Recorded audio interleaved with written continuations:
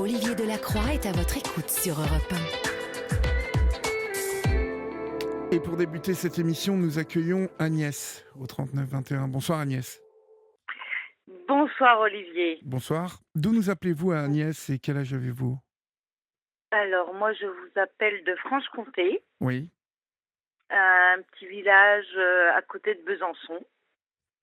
Oui. Et Mais j'ai oui, Agnès, excusez-moi. 60 ans On s'est et parlé nous jeudi. avons C'est ça. jeudi, oui, puis j'avais pas assez de Exactement. temps.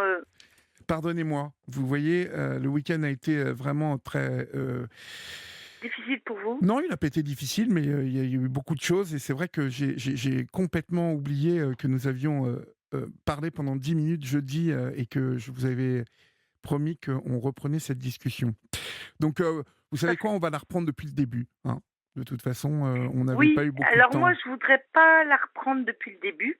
Ah, Jeudi, je vous ai parlé depuis ma naissance. Et moi je voudrais repartir du début de mon introspection, d'accord. que je me plais à appeler ma rétrospection, parce que j'avais pas les termes psychologiques. Mhm. Et pour moi, c'était je regarde dans le rétroviseur, quoi.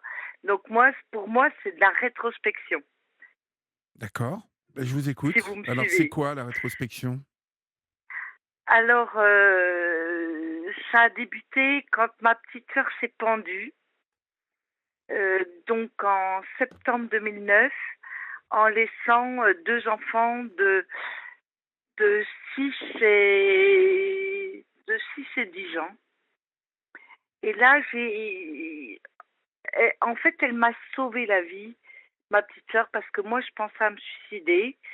Et son suicide m'a fait m'interroger. Vous Pourquoi étiez toutes les deux suicidaires, votre sœur et vous-même? euh, Elle, peut-être parce qu'elle était bipolaire, moi, pas du tout. Moi, c'est venu parce que je vivais un enfer à l'époque et que ma seule sortie de secours était le suicide. Et le suicide de ma petite sœur m'a fait ouvrir les yeux et c'est en cherchant à comprendre, parce que je comprenais rien, hein, je ne comprenais pas ce qui m'arrivait, c'est en cherchant à comprendre que voilà, j'ai fait un travail psychologique d'introspection. Alors, mais vous êtes très vague faut vous m'expliquer un petit peu dans ce qui vous arrivait. Que vous arrivait-il, en fait vous avez envie d'en parler de ce qui vous arrivait ou Oh ouais, moi je suis en toute franchise. Oui, j'ai envie d'en parler parce que ce que je veux, surtout par-dessus tout, c'est si je peux aider quelqu'un. D'accord. Donc, ma petite sœur se suicide. Elle me sauve la vie parce que moi, j'étais en train de penser au mien. Et donc, j'ai fait un travail. J'ai essayé de comprendre. Mais je comprenais rien. J'ai mis un terme avec ma grande sœur qui avait adopté ma petite sœur suite au décès de ma mère. Et donc j'ai déjà mis un terme avec elle en lui disant que son déséquilibre psychique me fatiguait. Et puis après, j'ai mis un terme à mes relations avec le père de mes garçons qui m'exploitait. Et donc voilà. Donc je me retrouve complètement seule avec 9 chats, 2 chiens, euh, 3 remorques, plus les moyens de payer mon logement. En fait, et à partir de là, j'ai dit ben je prends le dessus et puis je vais y arriver. Et puis je suis allée dans des conférences d'Amnesty International, femmes battues. J'ai essayé de comprendre, donc j'ai cherché du soutien vers beaucoup de personnes. Malheureusement, j'ai frappé aux mauvaises portes au départ. Et quand on est vulnérable, je vous dis pas ce qui suit, on est énormément, ben, on abuse de nous, quoi. On profite de notre argent, ou on essaye de profiter de nos faiblesses affectives. Il faudrait Je que fais pas de vous dessin. rentriez dans... Si, justement, en fait, parce que vous ne parlez qu'en en évoquant, vous voyez, des généralités, en fait. Et pour que les gens qui vous écoutent comprennent bien, il faut que vous racontiez Et ce c'est qui... dur, hein? Ben oui, C'est dur, Olivier, hein? je sais que c'est dur, mais moi, je le fais, je vous le dis pour vous, vous voyez, parce que moi, j'ai du mal déjà à cerner ce que vous êtes en train de me dire. Donc, je, je- je- j'ai du mal à comprendre qui vous, voilà, vous faisiez des choses où pour l'instant, je n'ai pas saisi. Donc, je pense que si je n'ai pas saisi, en fait, celles et Les ceux qui auditeurs ne écoutent, saisissent pas non plus. bah non, à mon avis, non. Et donnez plus un récit de ce qui vous est arrivé et ce qui a déclenché cette envie de cette rétrospection, en fait. Quelle situation vous viviez au moment du départ de votre sœur. J'ai cru comprendre que votre mari, ça se passait pas bien avec lui. Donc voilà, essayez de me raconter, en tout cas, avec vous voyez, des situations pour que je comprenne bien. Oui, c'est difficile parce qu'on rentre dans l'intime là, donc c'est oui. En fait, si vous voulez, je suis une fille qui a été formatée judéo-chrétienne. Mhm. Donc j'étais dans il faut, je dois. Jamais j'ai pensé à moi. Toujours, j'ai voulu faire plaisir, aimer les uns les autres et toujours ravir mon entourage. D'accord. Qui que ce soit, hein, que ce soit un entourage proche ou n'importe qui frappe à ma porte, il était le bienvenu, il avait une assiette, il avait de l'argent, enfin, c'était comme j'étais à cette époque-là.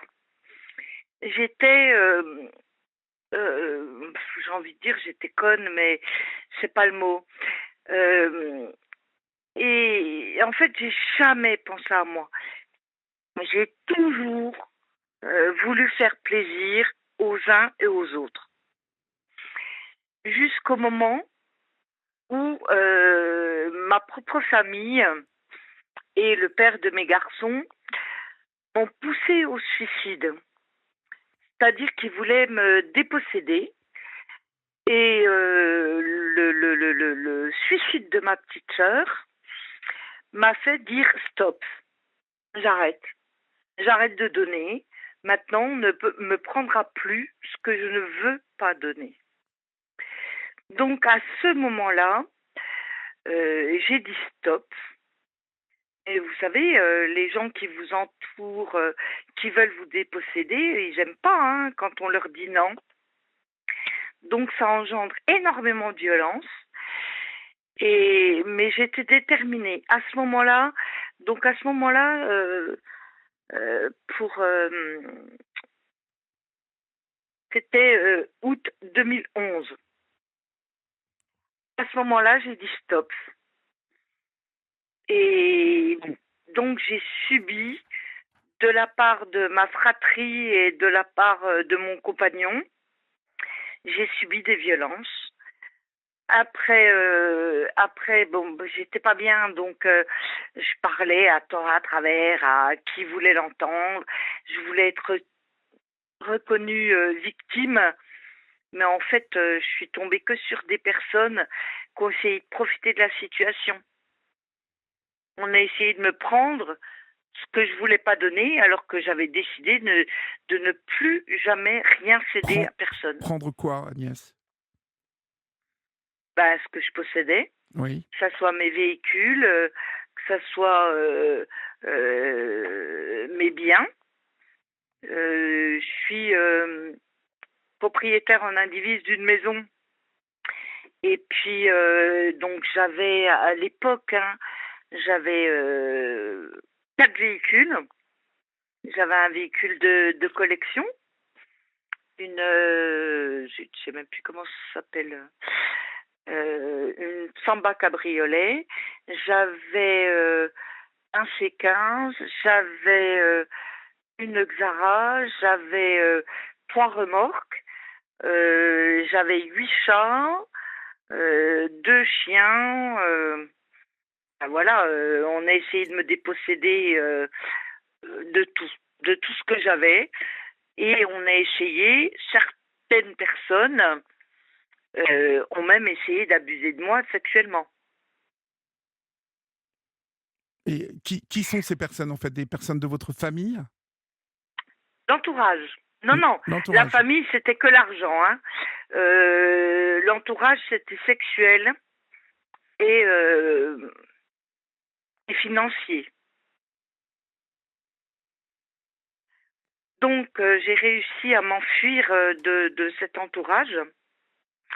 Je me suis retrouvée très près de la maison de mon père, mon dernier héritage. J'ai réussi à m'échapper de mon logement alors que j'avais 8 chats. Je ne sais pas si vous imaginez. 8 chats, des enfants, des Vous vous êtes échappé où? sur Beurre, où j'habite actuellement, à côté de la maison de mon père, mon dernier héritage. Donc dans la banlieue de Besançon. Je me suis enfuie avec un de mes enfants dont j'avais la garde, mes 8 chats et mes 2 chiens et mes 3 remorques. Et enfin, ça a été compliqué, mais j'y suis parvenue. Mais j'étais toujours harcelée par le père de mes garçons. Alors, son problème à lui, c'est qu'il est addict au jeu et il m'a déjà dépossédé de mes 2 premiers héritages qui étaient de ma grand-mère. Et ma grand-mère était usufruitière de sa fille, donc de l'appartement de ma mère. Et m'avait déjà mangé ses 2 héritages parce que addict au jeu. Et puis là, il voulait celui-là d'héritage. Et j'ai tenu bon parce que me déshériter, c'est déshériter mes enfants, donc j'ai tenu bon. Mais je vous cache pas, nous sommes en 2022. En novembre 2022, cela fera 10 ans que je n'ai pas revu le plus jeune de mes fils. C'est en fait, Vos enfants ne vous parlent plus? Oh ben, non seulement ils me parlent plus, mais je les vois plus. Hein. Allô? Ouais. Le plus grand de mes fils, je l'ai vu. À chaque fois que je le voyais, c'était pour que je change d'idée, pour que je renonce à l'héritage de mon père, pour le donner à son père. Ma fille, qui est d'un premier lit, alors ma fille m'a dit en novembre 2012, t'as plus d'argent, maman, t'es plus ma mère. Et elle, c'est autre chose. C'est donc son père est décédé et ma première belle famille souhaiterait me déshériter de la tombe. Donc il me reproche d'avoir volé la tombe. C'est du grand n'importe quoi. Hein. Avec du recul, j'en rien. J'ai mis du temps, mais j'en rien maintenant. On n'a plus que 5 minutes, hein, Agnès. Donc, je vous dis, si vous avez envie de me parler de cette rétrospection, parce que le temps passe, en fait. Oui. Oui. Eh bien, au jour d'aujourd'hui, j'ai commencé à écrire un livre en thérapie. Mm-hmm. Je ne sais pas quoi vous dire parce que c'est tellement long que c'est vrai que 5 minutes. Pardon. Non, mais ça fait 25, même. Ça fait 20 minutes qu'on est ensemble déjà. Eh bien, écoutez, moi, tout ce que je souhaite dire aux gens qui vivent ce que je vis, c'est qu'il faut tenir bon, que tout s'arrange, et puis, faut lire beaucoup de livres de psychologie, D'accord, notamment d'accord. Cyril Burulnik. Enfin, vous connaissez tous ces Oui. gens-là. Moi, j'ai beaucoup trop à vous dire. En 5 minutes, ça suffira pas. Posez-moi des questions et je vous Non, répondrai. mais on n'a plus vraiment le temps, là, Agnès. Le souci, comme question, je vous ai dit, cette rétrospection, elle part. Vous m'avez dit à partir du suicide de votre sœur, et après, voilà, vous m'avez dit, euh, on a abusé de moi au niveau de l'argent, au niveau de. Mais encore une fois, vous êtes resté beaucoup en surface, donc j'ai du mal à saisir euh, votre projet de livre même. C'est quoi, en fait? Alors, ma décision, c'est de refuser d'être exploitée, de créer mon entreprise, parce que avant que mon mari m'exploite, j'étais à mon compte. Donc voilà, c'est créer de nouveau une entreprise et aller de l'avant, aussi bien psychologiquement que financièrement. Et, et voilà, ce que je veux apporter, mon témoignage, c'est dire aux gens qui subissent des violences psychologiques, c'est qu'il faut pas lâcher prise et aller de l'avant, et qu'il y a des numéros pour ça, le 3919, qui sont à notre écoute. Il y a beaucoup de gens, et puis là j'ai entendu tout à l'heure que on pouvait être remboursé de séances psychologiques, enfin chez un psychologue, et il y a le MDR, vous savez ce que Oui, c'est? très bien. Non, mais je vois, on en parle beaucoup sur, la libre antenne, Agnès. Donc, merci mille fois en tout cas pour votre témoignage sur l'antenne d'Europe 1 ce soir. Et puis, je vous souhaite bien évidemment bon courage pour tout cela. Merci beaucoup, Agnès, et passez une bonne nuit. Au revoir.